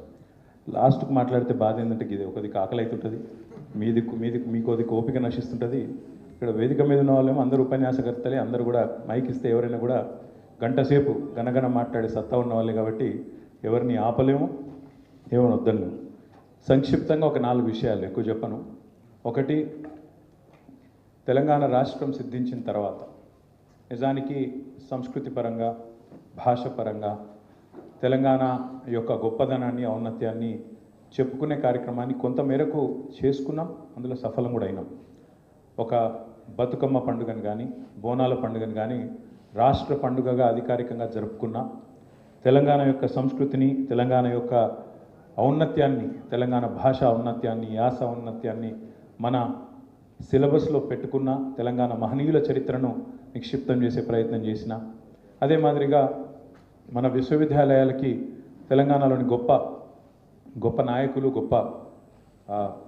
గొప్పవారి పేరు పెట్టుకున్న, ఉదాహరణకు ప్రొఫెసర్ జయశంకర్ గారి పేరు మన వ్యవసాయ విశ్వవిద్యాలయానికి పెట్టుకున్న, పివి నరసింహారావు గారి పేరుని వెటర్నరీ విశ్వవిద్యాలయానికి పెట్టుకున్న, కాళోజీ గారి పేరుని మన హెల్త్ యూనివర్సిటీకి పెట్టుకున్న, కొండా లక్ష్మణ్ బాపూజీ గారి పేరుని హార్టికల్చర్ యూనివర్సిటీకి పెట్టుకున్న. ఈ రకంగా ఆ ప్రయత్నం కూడా కొంత జరిగింది. అదే మాదిరిగా కొత్త జిల్లాలు ఏర్పాటు చేసుకుంటే కుమరం భీం పేరు మనం ఆసిఫాబాద్ జిల్లాకు పెట్టుకున్నాం, జయశంకర్ సార్ పేరు భూపాలపల్లికి పెట్టుకున్నాం. ఆ రకంగా కొంత చరిత్రని మరి వెలిగెత్తి చాటుకునే ఒక ప్రయత్నం. ఎందుకంటే తెలంగాణ పోరాటంలోనే ఇక్కడి కల్చరల్ రెనెసాన్స్ కూడా ఒక అంతర్భాగం కాబట్టి ఆ ప్రయత్నం కూడా జరిగింది. ప్రపంచ తెలుగు మహాసభలు రెండవసారి పెట్టుకుందే మనం కేసీఆర్ గారి నాయకత్వంలో హైదరాబాద్లో ఎల్బీ స్టేడియం వేదికగా 3 రోజులు ఘనంగా పెట్టుకొని ఎంతోమంది కళాకారుల్ని, కవుల్ని వారిని పిలిచి సత్కరించి రచయితల్ని గౌరవించుకున్నాం. సాంస్కృతిక సారథి పెట్టి ఆ సారథికి మరి ఒక అద్భుతంగా ధూమ్ధామ్ వ్యవస్థాపకుడుగా ఉన్న బాలకిషన్ గారిని దానికి చైర్మన్గా పెట్టి క్యాబినెట్ ర్యాంక్ ఇచ్చి అందులో దాదాపు ఒక 500 మంది కవులు, కళాకారులకు ప్రభుత్వ కొలువులు ఇచ్చి వారిని కూడా బ్రహ్మాండంగా తెలంగాణ చరిత్రను ముందుకు తీసుకొని పోయే క్రమంలో వారికి కూడా ఒక అవకాశం ఇచ్చింది కేసీఆర్ గారి నాయకత్వం. అదే మాదిరిగా తెలంగాణలో ప్రాజెక్టులు కట్టుకుంటే ఏ ప్రాజెక్టుకు ఆ ప్రాజెక్టుకు ఆయా ప్రాంతంలో ఉండే మరి దేవుళ్ళ పేర్లు, కొండపోచమ్మ సాగర్ అని పెట్టుకున్నా, కొమరవెల్లి మల్లన్న సాగర్ అని పెట్టుకున్నా, రంగనాయక సాగర్ అని పెట్టుకున్నా, రాజరాజేశ్వర సాగర్ అని పెట్టుకున్నా. ఆ రకంగా మీరు చూసినట్టయితే సీతారామ ప్రాజెక్టు కానీ, అదే మాదిరిగా సమ్మక్క సారక్క బ్యారేజ్ కానీ, లక్ష్మీ బ్యారేజీ, సరస్వతి బ్యారేజీ, పార్వతీ బ్యారేజీ, ఈ రకంగా దేవుళ్ళ పేర్లతో ఎన్నడూ మనం మన పార్టీ నాయకుల పేర్లు పెట్టుకునే ప్రయత్నం చేయలేదు, మన వాళ్ళ పేర్లు పెట్టుకునే ప్రయత్నం, మన డబ్బా మనమే కొట్టుకునే ప్రయత్నం చేయలేదు, స్వోత్కర్షకెన్నడూ ప్రయత్నం చేయలేదు. ఈ ప్రాంతం శాశ్వతం. ఎందుకంటే కేసీఆర్ గారు మాకు నేర్పిన సిద్ధాంతం ఒకటే, అధికారం శాశ్వతం కాదు, అధికారం శాశ్వతం కాదు, కానీ తెలంగాణ శాశ్వతం, తెలంగాణ చరిత్ర శాశ్వతం, తెలంగాణ యొక్క గొప్పదనం శాశ్వతంగా నిలవాలన్న ఒక ఆలోచనతోనే ఈ ప్రయత్నం చేసినాం తప్ప ఎన్నడూ కేసీఆర్ గారి పేరు పెట్టి ఒక కార్యక్రమం చేయాలనో, కేసీఆర్ గారి పేరు మీద ఇంకోటి చేయాలన్న ప్రయత్నం మేము ఎన్నడూ కూడా చేయలేదు. ఆయన ఇష్టం కూడా లేకున్నా కొన్నిసార్లు బలవంతంగా మేము పెట్టినాం. కేసీఆర్ కిట్ అని పెట్టింది ఆనాడు అక్కడ ఉన్న మంత్రివర్గంలో మేము కొట్లాడి పెట్టినాం తప్ప సార్ వద్దన్నాడు, వద్దు నా పేరు ఎందుకని చెప్పి వారించినా కూడా వినకుండా కొన్ని ప్రయత్నాలు మేము చేసినాం తప్ప ఎన్నడూ కేసీఆర్ గారు తన కోసం, తన కీర్తి కండుచి కోసం, తనకేదో కావాలనే ఆలోచన మాత్రం ఎన్నడూ చేయలేదు. కాళోజీ కళాక్షేత్రం అని వరంగల్లో కట్టినా దాని తదుపరి ఇతర జిల్లాలకు కూడా కళాభారతి పేరిట నల్గొండలో కానీ, నిజామాబాద్లో కానీ కవులకు, కళాకారులకు, రచయితలకు, సాహితీవేత్తలకు పెద్దపీట వేయాలన్న ప్రయత్నం కేసీఆర్ గారు చాలా బలంగా చేసినారు. అదే మాదిరిగా గ్రంథాలయ సంస్థ అధ్యక్షుడిగా శ్రీధర్ గారు కూడా చాలా పెద్ద ఎత్తున ప్రయత్నం చేసినారు. హైదరాబాద్లో కానీ బయట కానీ చాలా పెద్ద ఎత్తున వరంగల్లో కానీ గ్రంథాలయాలు కొత్తవి ఎన్నో ప్రారంభించుకున్నాం. చాలా ప్రయత్నం జరిగింది. కానీ డెఫినెట్గా జరగాల్సినంత మాత్రం జరగలేదు.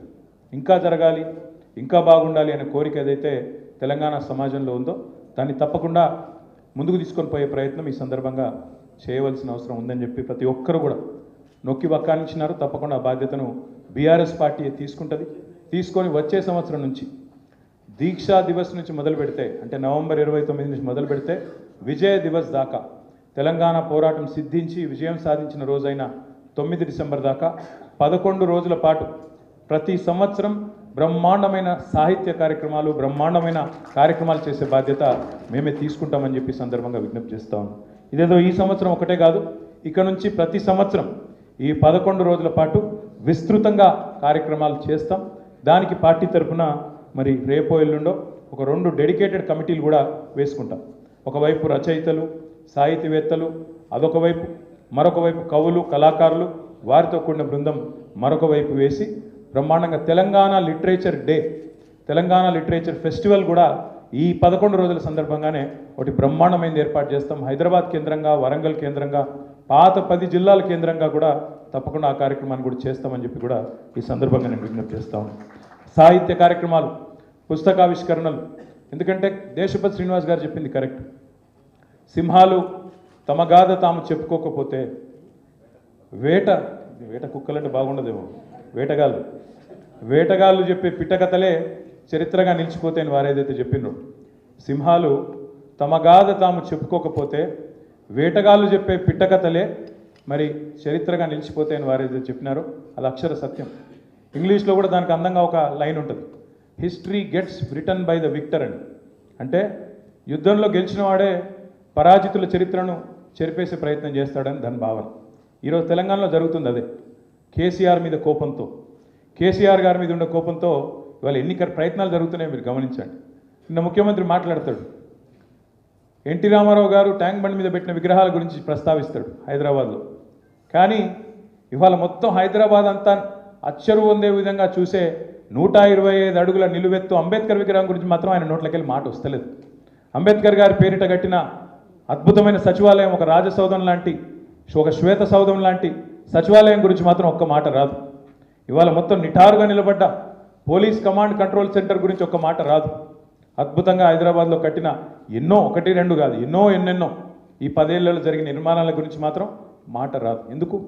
ఎందుకంటే పరాజితుల చరిత్ర మలిపేయాలి, మరిపేసేదో మలిగిపోతుంది అనుకునే ఒక మూర్ఖపు ప్రపంచంలో ఈ ముఖ్యమంత్రి ఉన్నాడు. ఆయనకైనా ఇంకా మిగతా వాళ్ళనికైనా నేను చెప్పేది ఒకటే, కేసీఆర్ మీద కోపంతో సరే రాజకీయంగా మాటల దాడి చేయండి, మీకు వచ్చేటిదే బూతులు, మీకు తెలిసిన ప్రపంచమే గది. కానీ ఒకటి మాత్రం పక్కా, కేసీఆర్ మీద కోపంతో తల్లి రూపాన్ని మార్చే ప్రయత్నం చేస్తే మాత్రం చరిత్ర క్షమించదు. తెలంగాణ తల్లి రూపాన్ని మార్చే ప్రయత్నం, నాకు తెలియక అడుగుతా, వాళ్ళ భారతదేశంలోనే అత్యంత సుసంపన్నమైన రాష్ట్రం, నా లెక్క కాదు, రిజర్వ్ బ్యాంక్ ఆఫ్ ఇండియా లెక్క ప్రకారం తలసరి ఆదాయంలో ఇవాళ అన్ని రాష్ట్రాల కంటే ముందున్నది తెలంగాణ రాష్ట్రం. అట్లాంటి తెలంగాణ రాష్ట్రం, సుసంపన్నమైన రాష్ట్రానికి తల్లి, తెలంగాణ తల్లి మూర్తిభవించిన ఒక దేవతలాగా కేసీఆర్ గారు, అదేవిధంగా తెలంగాణ ఉద్యమంలోని పెద్దలు ఆనాడు ప్రతిష్ఠించినారు 2007 సంవత్సరంలో. అప్పుడెప్పుడో దాశరథి గారు, ఆ తర్వాత రావెల్ల వెంకటరామారావు గారు ప్రస్తుతించినట్టుగా మా తెలంగాణ తల్లి కంజాతవల్లి అన్నట్టుగా బ్రహ్మాండంగా ఇక్కడి సమాజం యొక్క ఒక ఆశయాన్ని, ఇక్కడి సమాజం యొక్క ఔన్నత్యాన్ని, తెలంగాణ ప్రాంతం యొక్క గొప్పతనాన్ని ఒక యాస్పిరేషనల్, ఒక వాల్యూగా, యాస్పిరేషనల్ చిహ్నంగా తెలంగాణ తల్లిని ప్రతిష్ఠించుకున్నాం.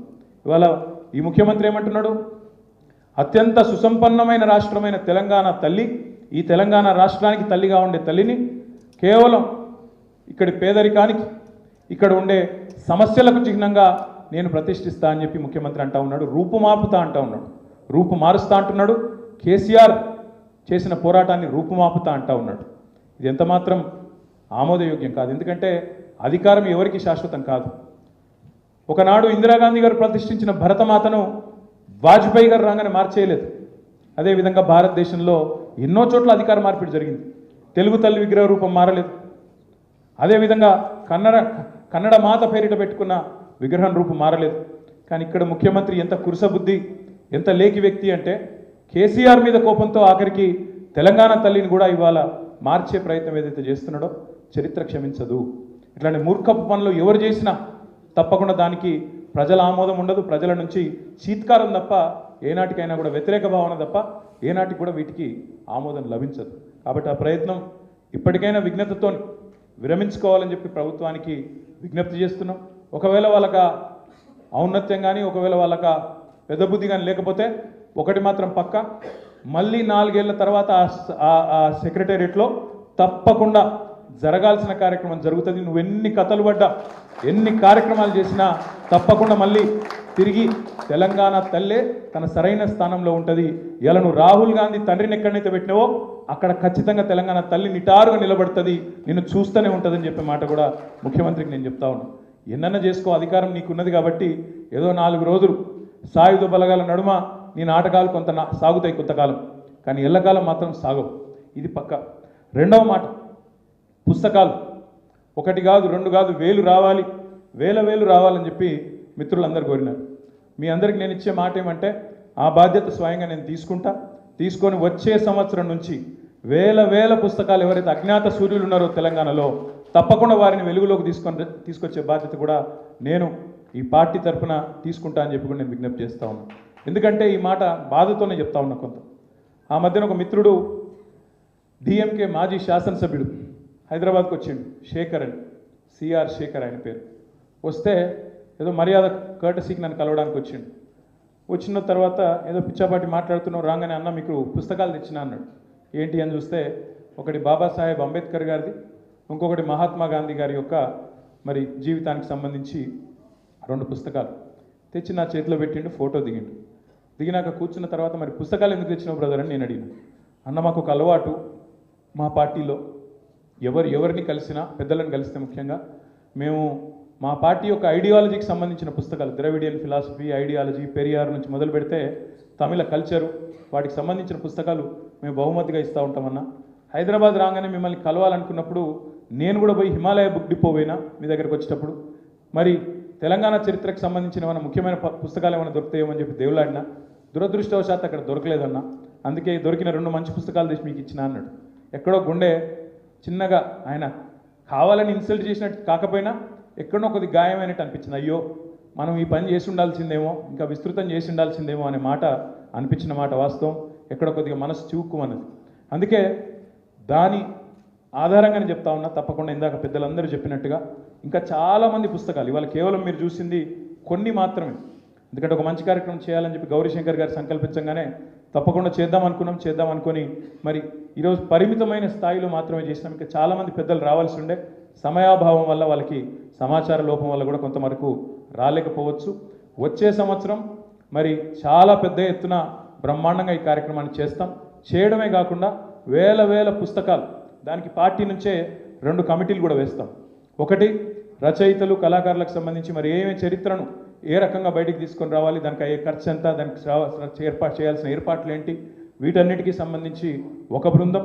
అదేవిధంగా కవులు కళాకారులు, తెలంగాణ ఉద్యమంలో ప్రతి మాట ఒక తూట, ప్రతి పాట ఒక శతజ్ఞిలాగా పేలింది, ఒక ఫిరంగిలాగా పేలింది. అట్లాంటి పాటలు, అట్లాంటి కళాకారులు, వాళ్ళ అద్భుతమైన టాలెంట్ భవిష్యత్తుకు కూడా వినబడాలి, భవిష్యత్తులో కూడా వినబడుతూనే ఉండాలి. కాబట్టి తప్పకుండా దానికి సంబంధించి కూడా ఒక కమిటీ వేయబోతా ఉన్నాం. ఇక దాంతోపాటు చెప్పాలంటే చాలా చెప్పొచ్చు, కానీ చివరిగా ఒక్క మాట మాత్రం చెప్పి నేను ముగిస్తాను. ప్రొఫెసర్ జయశంకర్ గారు ఎప్పుడు అనేది, తెలంగాణ ఉద్యమానికి 3 పార్శ్వాలు ఉన్నాయి. ఒకటి సెన్సిటైజేషన్, అంటే భావజాల వ్యాప్తి. ఎప్పటికప్పుడు చర్చ జరగాలి.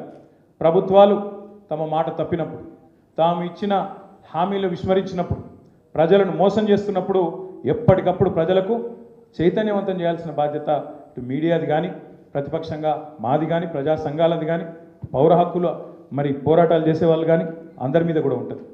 సెన్సిటైజేషన్ అనేది నిరంతరం జరగాల్సిన ప్రక్రియ. 365 రోజులు 24 గంటలు ఏ రూపంలో అయినా, మీడియా రూపంలో, సోషల్ మీడియా రూపంలో, పాటల రూపంలో, మరి అదేవిధంగా సినిమాల రూపంలో, నవలల రూపంలో రకరకాలుగా జరగాల్సిన కార్యక్రమం. రెండవది యాజిటేషన్, ఆందోళన పదం. ఆందోళన పదం ఎప్పుడు అవసరమైనప్పుడు సందర్భం వచ్చినప్పుడు మన లగచర్లో వచ్చింది, ఈ అదానీ గారి విషయమే వచ్చింది. అదే మాదిరిగా ఇంకా చాలా విషయాల్లో ఇప్పుడు గురుకుల బాట నడుస్తున్నది. అట్లా సందర్భం వచ్చినప్పుడు ప్రజల దృష్టికి సమస్య యొక్క తీవ్రతను తీసుకొని పోవాల్సిన సందర్భం ఏర్పడ్డప్పుడు ఔచిత్యాన్ని బట్టి ఆ రోజు ఆందోళన పదంలో కూడా పోవడానికి వెనకాడవద్దు. ఎప్పటికప్పుడు ఆందోళన పదంలో కూడా సందర్భాన్ని బట్టి పోవాలి. ఇక మూడవది డెమోక్రటైజేషన్. అంటే అల్టిమేట్గా ప్రజాస్వామ్యంలో మరి తలరాత రాసేది ఎన్నికలు, ప్రజలు అల్టిమేట్గా ప్రజలే రాస్తారు. ఆ ఎన్నికల్లో వారే కీలక భూమిక కాబట్టి ఆ ఎన్నికల్లో పాల్గొనడం ద్వారా ప్రజాస్వామికంగానే మన యొక్క డిమాండ్ను, మన యొక్క హక్కులను నెరవేర్చుకోవాలి అనే మాట జయశంకర్ గారు ఎప్పుడు చెప్తూ ఉండేది. మరి ఈ 3 అంకాల్లో కూడా సెన్సిటైజేషన్లో, యాజిటేషన్లో, డెమోక్రటైజేషన్లో మూడింట్లో కూడా కవులు, కళాకారులు, రచయితలు, సాహితీవేత్తల పాత్ర ఎంతో ముఖ్యమైనది. కాబట్టే ఈ దీక్షా దివస్ సందర్భంగా వారు తెచ్చిన ఈ పుస్తకాలు, వారు తీసుకొచ్చిన వివిధ రూపాలని వాళ్ళు ప్రదర్శించడం ఇక్కడ జరిగింది. భవిష్యత్తులో కూడా ఇదే రకంగా మరి పార్టీలకు అతీతంగా, రాజకీయాలకు అతీతంగా, ఎందుకంటే ఇందాక నేను చెప్పింది ఊరికే చెప్పలేదు, అధికారం శాశ్వతం కాదు, అధికారమే పరమావిధి ఎన్నటికీ కారాదు. కానీ తెలంగాణ శాశ్వతం, అది సాధించింది తప్పకుండా తెలంగాణ ప్రజల పోరాట స్ఫూర్తితో, అమరుల అమరత్వంతో, కేసీఆర్ నాయకత్వంలో సాధించిన మాట ఇది వాస్తవం. ఎప్పటికైనా ఎవరైనా ఒప్పుకోక తప్పని వాస్తవం. కాబట్టి మనం దానికోసం, అధికారం కోసం కాదు, కేవలం తెలంగాణ చరిత్రని భవిష్యత్ తరాలకు నిక్షిప్తం చేసి అందజేయడం కోసం ఈ ప్రయత్నాన్ని పూర్తి స్థాయిలో చేస్తామనే మాట మళ్ళొక్కసారి మీకు తెలియజేస్తూ, ఈరోజు ఇంత పెద్ద ఎత్తున మరి ఈ కార్యక్రమంలో ఇంత తక్కువ సమయంలో